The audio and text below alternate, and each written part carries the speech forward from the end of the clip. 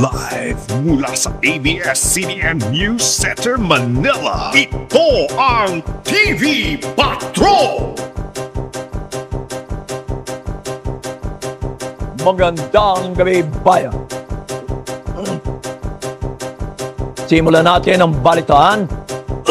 Excuse me.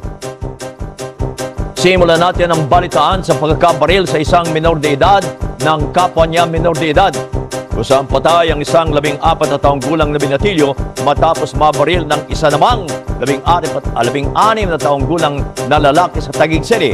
At ayon sa suspect, aksidente lang niyang nakalabit ang gatilyo ng baril pero 4 na tama ng bala ang natamo ng biktima. Yan ang CCTV patrol ni Bea Cuadra.